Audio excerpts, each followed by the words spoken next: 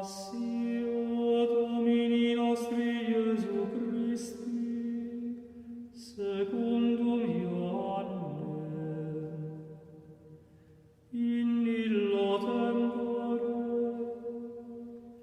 egressus est Iesus cum discipuli suis transtorrentem cedro, ubi erat ortus inquem introivit ipset discipuli eius.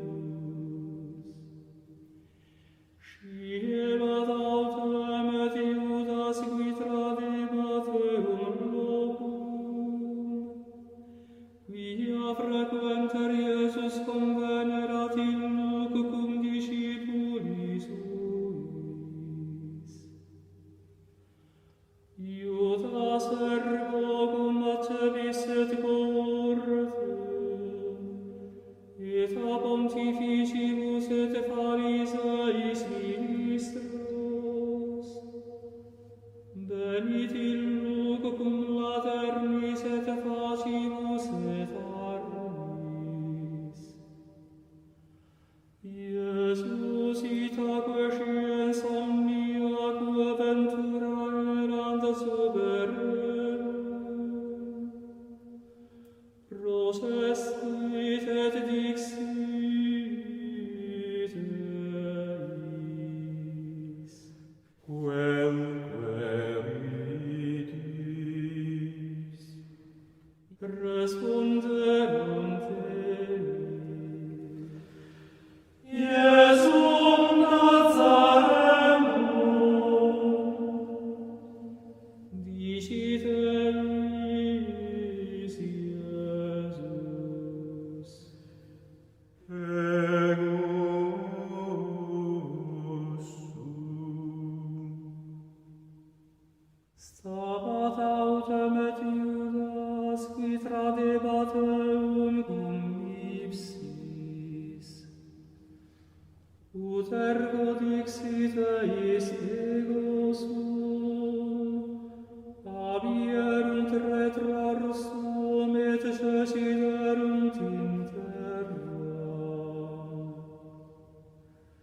Iterum ergo interrogavit Deus, quemque ridis. Illi autem dixerunt, Iesum Nazarenum, respondit Iesus, dixi vobis quia eus sum, si ergo me queridis, sine Deos habire. Ut impleretur sermo quam dixit, quia quos et istimici non perdit eis quem qua. Simon ergo Petrus habens gladium eduxit et percussit pontifici servum, et absidit auriculam meius dextera. Erat autem nomen servo Malchus. Dixit ergo Iesus Petro, mitte gladium tuum in vaginam, cadicem quendedi dimici pater, non bibam illum. Cor servo et tribunus et ministri Iudeorum comprenderunt Iesum et ligaverunt eum, et adducerunt eum ad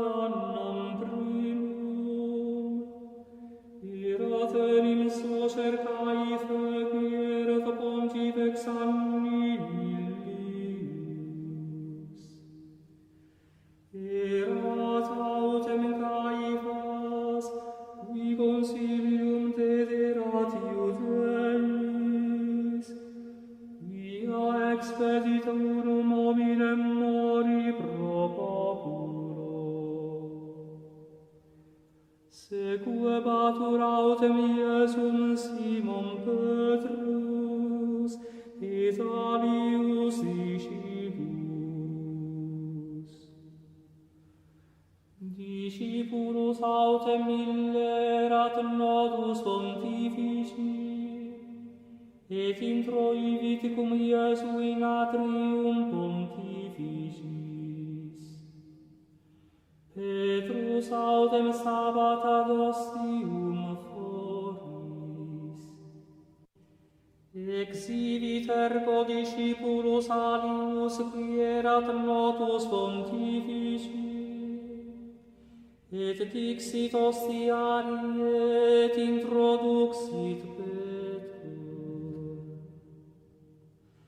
Dicit ergo Petro ancilla ostiaria. Num quidet tu ex discipulis est hominis istimus? Dicit ille,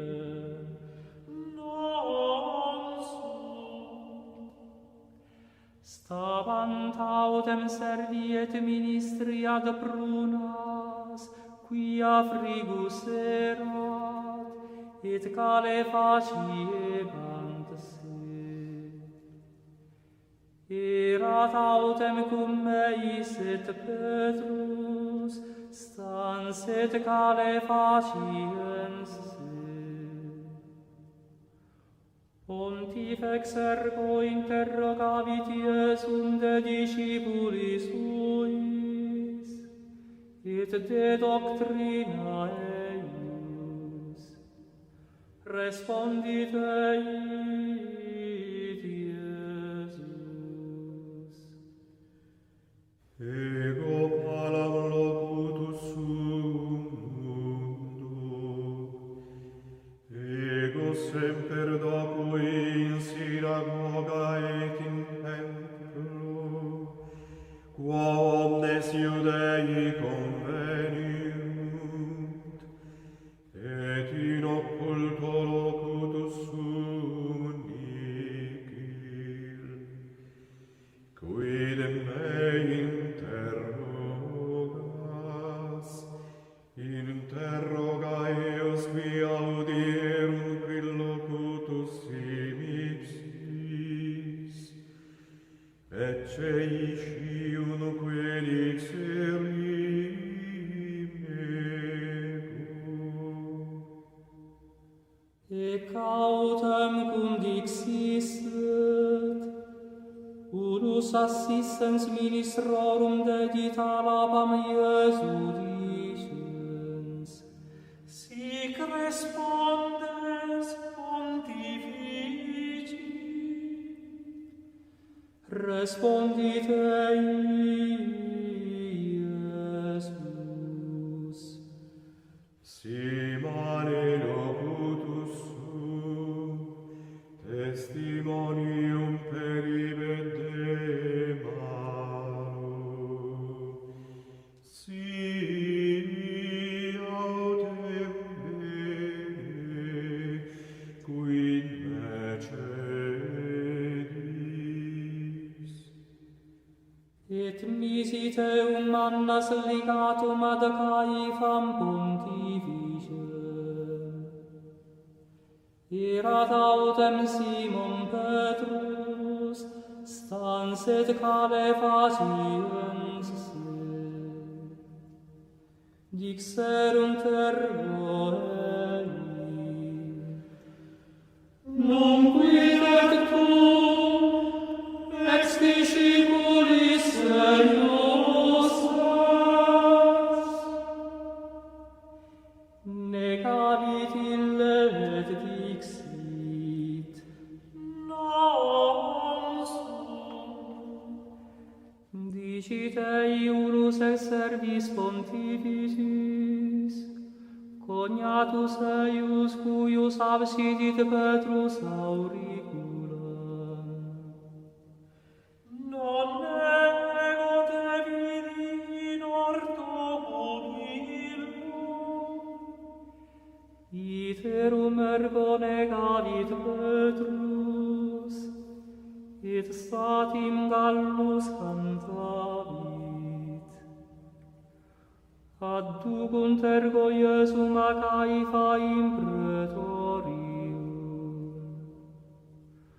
Erat autem mane, et ipsino intraierunt in praetorium tut non contaminarentur, sed ud manducarent passa.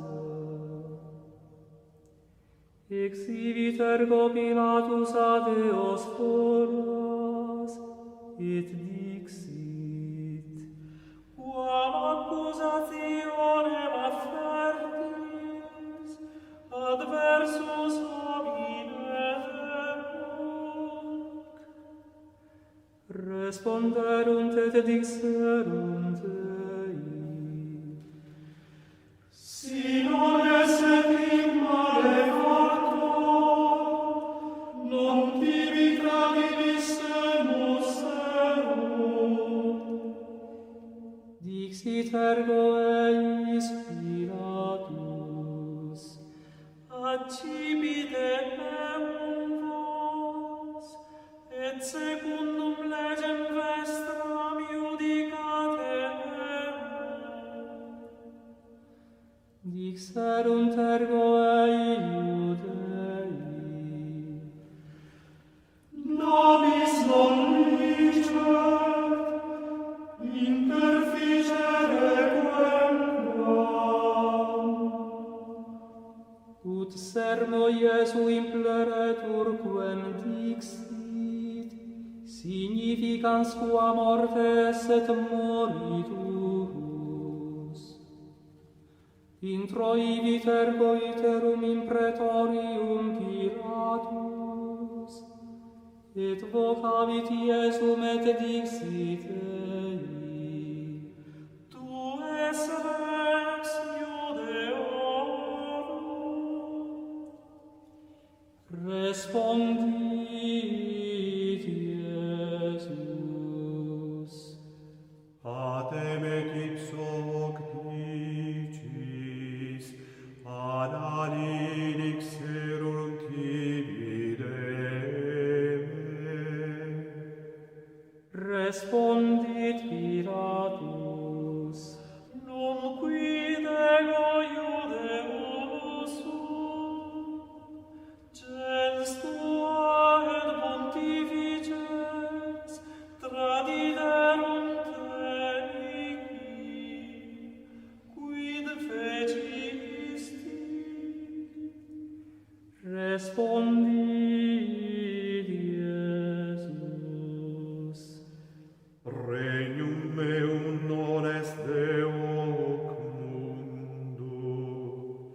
Si ex hoc mundo esset regnum meum, ministri mei utique decertarent, ut non tradere iudeis. Nunc autem regnum meum non est hic. Dixit itaque Pilatus: Ergo rex est tu. Respondit Iesus: Tu dicis, quia rex sum ego. Ego in hoc natus sum, et ad hoc veni in mundum, ut testimonium peribeam veritati.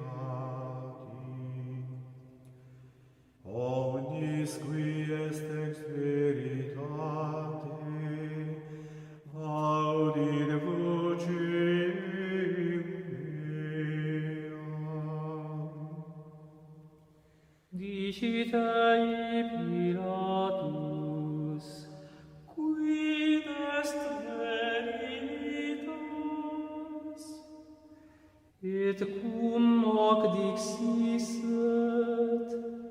iterum exhibit ad Iudeos et diciteis. Ego nullam invenio in eo causa, est autem consuetudo vobis, ut unum dimittam vobis in Pascha.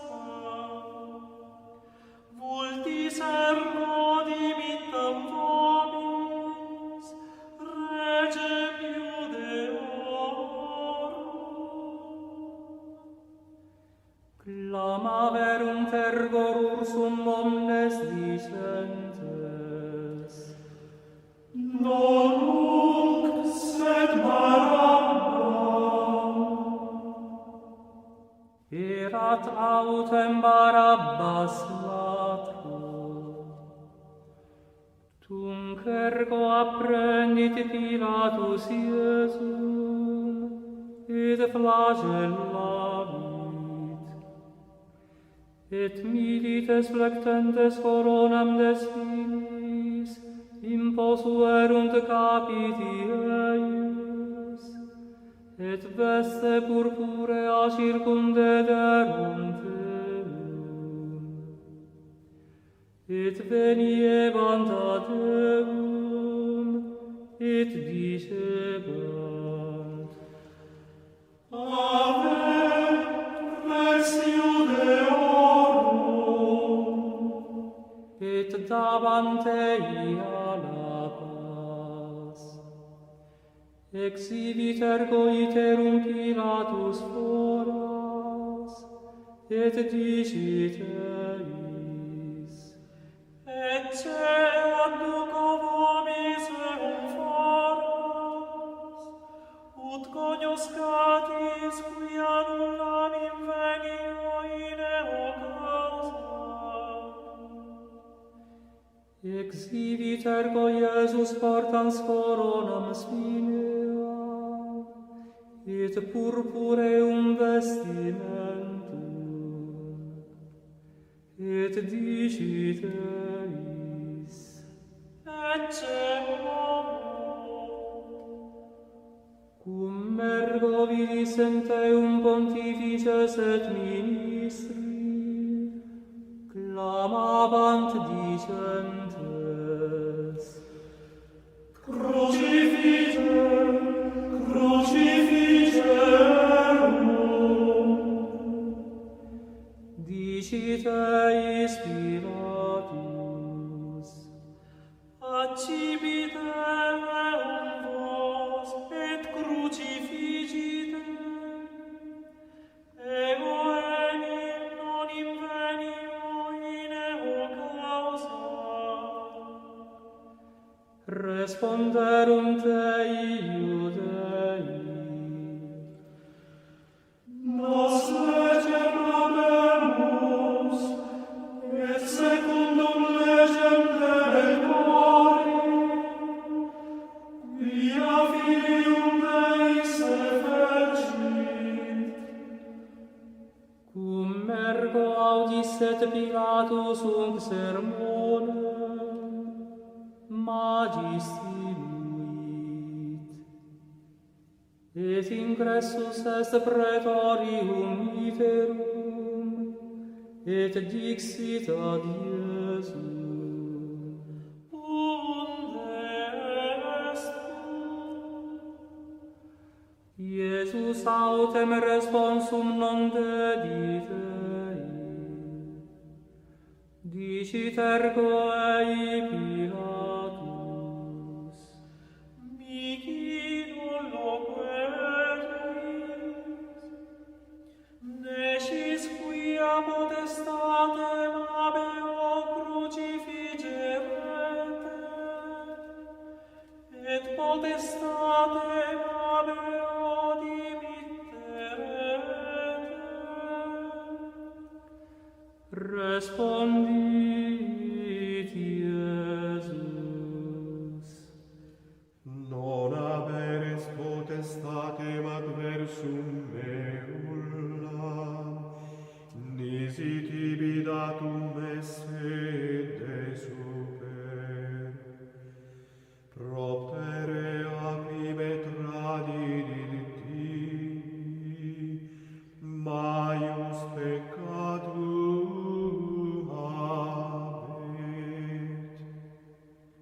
Et ex inde querebat Pilatus, dimittere.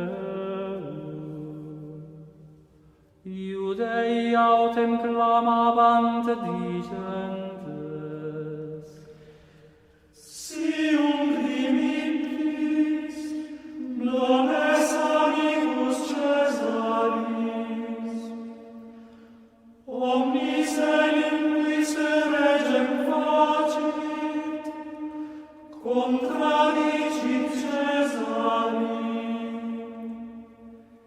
Pilatus autem cum audisset os sermones, adduxit foras Iesum, et sedit pro tribunali in loco qui dicitur litos strotos, Hebraice autem gabbata.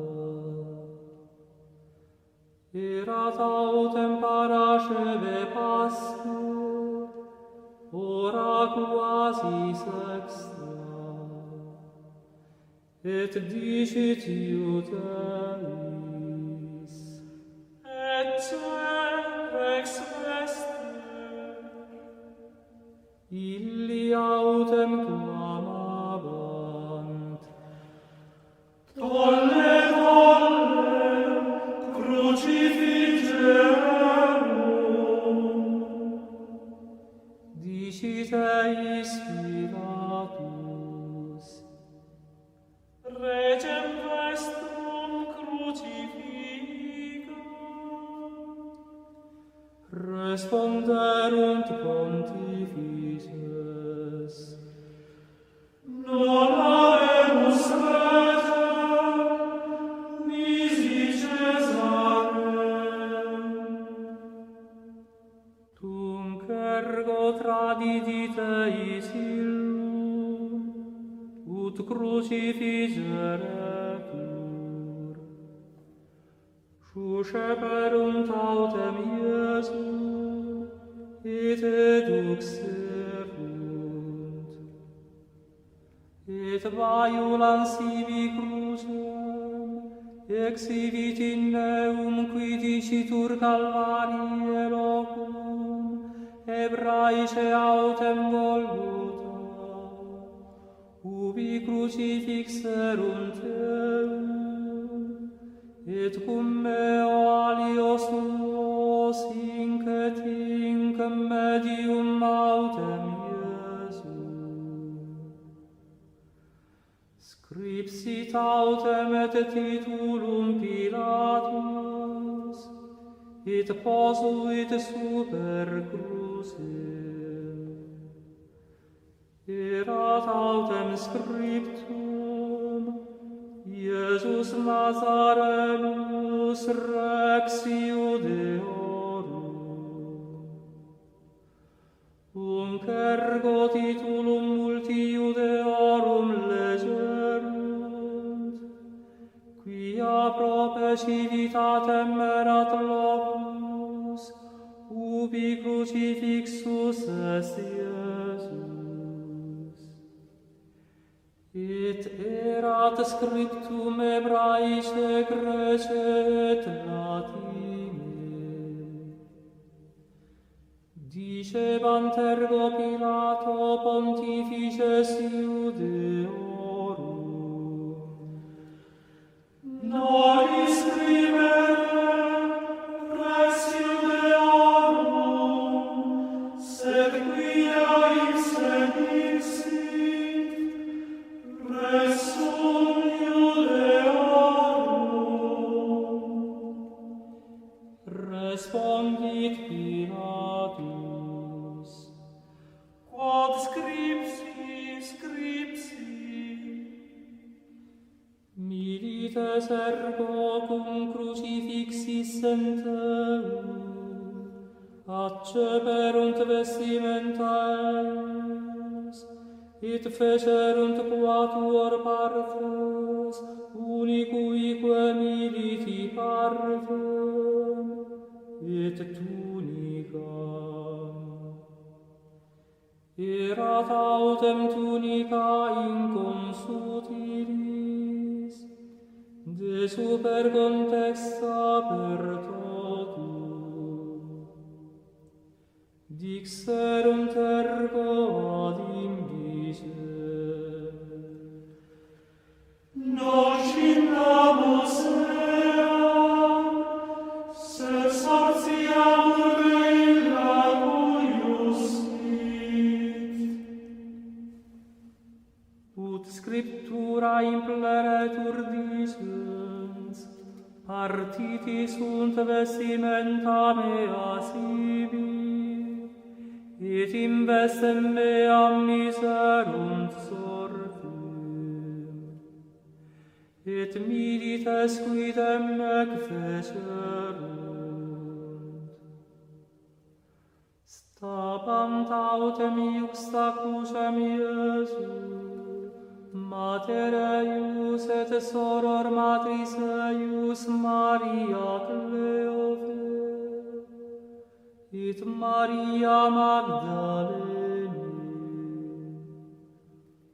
cum vidis et ergo Iesus Matrem, et discipulum santem quem diligebat, dicit matris sue.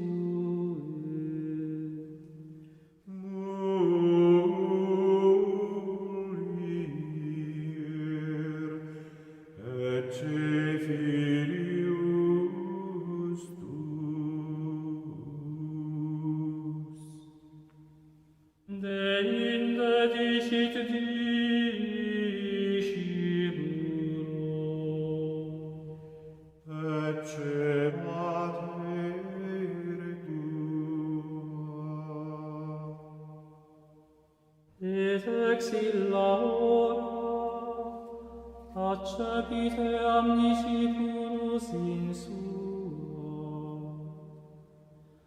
Ostea sciens Iesus quia omnia consummata sunt, ut consummaretur scriptura dixit. Sit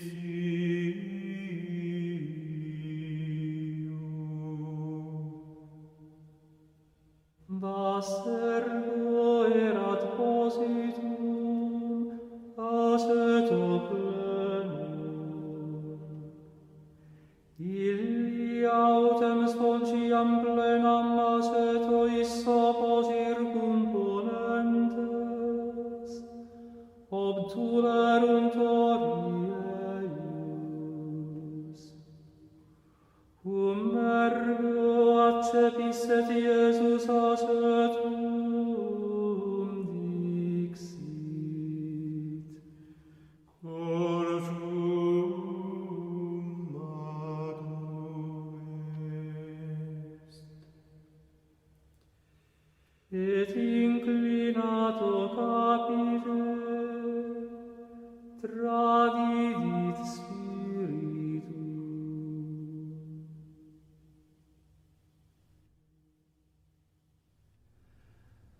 Iudei ergo quoniam paraseverat, ut non remanerent in cruce corpora sabbato, erat in manius dies ille sabbati, rogaverunt Pilatum, ut frangerentur eorum crura et tollerentur. Venerunt ergo milites, et primi quidem freserunt crura, et alterius qui crucifixus est cum eo. sum autem convenissent,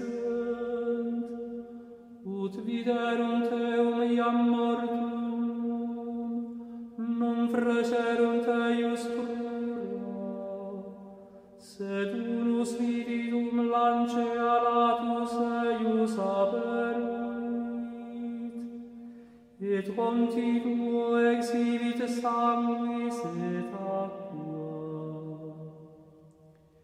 Et qui vidi testimonium peribuit, et verum est testimonium meius. Et ille scit quia vera dicit, ut et vos credatis. Facta sunt enim nec, ut scriptura impleretur, os non comminuetis ex eo. Et iterum alia scriptura dicit, videbunt inquem transixerunt. Poste causam rogavit Pilatum Iosefa bani Matteo, eo quod esset discipulus Iesu, occultus autem propter metum Iudeorum, ut tolleret corpus Iesu. Et permisit Pilatus, venit ergo, et tulit corpus Iesu.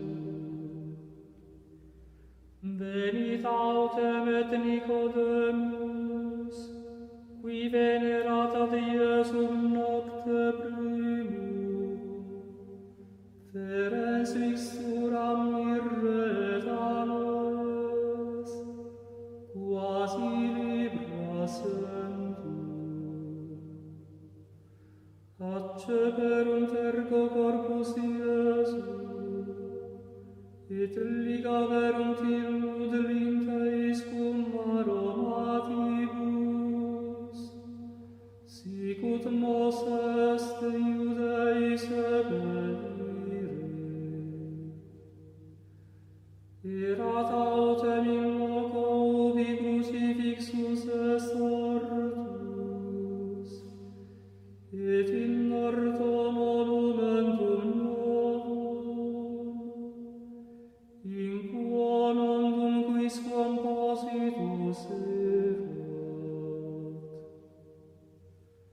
Ibi ergo propter parascevem Iudeorum, quia iuxta erat monumentum, posuerunt Iesu.